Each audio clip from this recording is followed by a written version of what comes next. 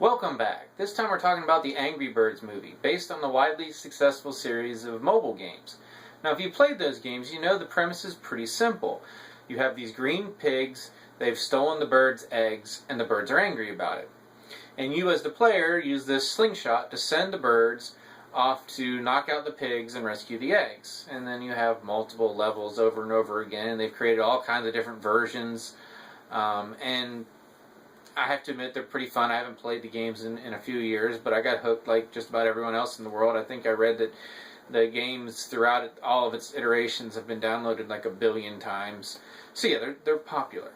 And now we have a movie. The problem with this movie, I'll say up front, like a lot of video game movies, is that the mechanics of the game and the premise is very simple. You have pigs, you have birds, you have a slingshot.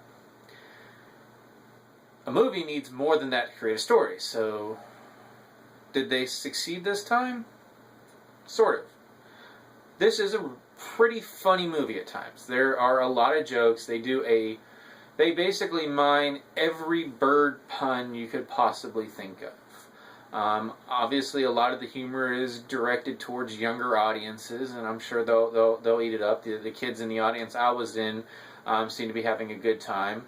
Like a lot of animated films these days, there is a certain percentage of the jokes that are directly targeted towards the adult members of the audience, and it's not dirty, but it's jokes that for the most part are going to go over their heads. I'll say I laughed occasionally. There was some humor to it. The problem is the movie essentially is 97 minutes long, and they spend probably the first hour and 15 minutes getting us to the point of where we have our slingshot and our angry birds and we're trying to rescue the eggs. That build-up is less than successful in maintaining the movie up until we get to the fun action at the end. As far as the story goes, they basically create this island of flightless birds, which is why we'll eventually need a slingshot later on. In this world, this island, we have one particular bird named Red, and he has an anger management issue.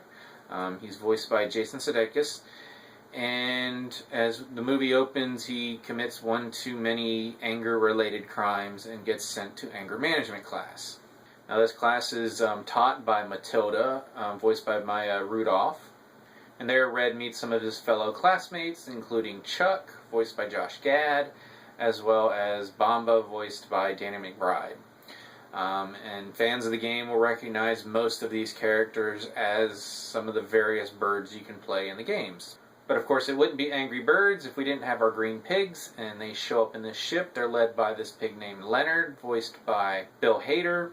Well, the pigs pretty much make themselves at home, and everyone just welcomes them with open wings. And Red's the only one that's a little suspicious of why they're there and what they want. And because of his previous transgressions, of course, no one believes him until it's too late. And thus we have our Angry Birds movie. Now, as I said, there are laughs to be found. I mean, I'm pretty sure there's not a bird pun left unsaid after the end of this movie. They don't all hit. I wouldn't even say most of them hit, but occasionally they do. I think, again, the higher percentage would be for the kids. But the story is just so slow to develop. If you're not laughing at the jokes, there's not much else. I mean, there's so many pop songs thrown in and dancing. Then they have this whole side plot with this Mighty Eagle, who is this sort of fabled, sort of historical hero of yesteryear. Frankly, if they had excised his entire character in every scene that he was in, they would have had to rewrite the last act a little bit, and the movie could have saved 10-15 minutes of some really boring material. Mighty Eagle is voiced by Peter Dinklage, an actor I like, but this is the second movie this year after The Boss, in which he played a character that really dragged down the movie he was in. I mean, this movie is 97 minutes long. That's an hour and 37 minutes. This movie does not need to be an hour and 37 minutes. I mean, we have once you get to the slingshot action and you have your Angry Bird stuff going on, that's fun. The last 20 or so minutes of this movie is actually really enjoyable.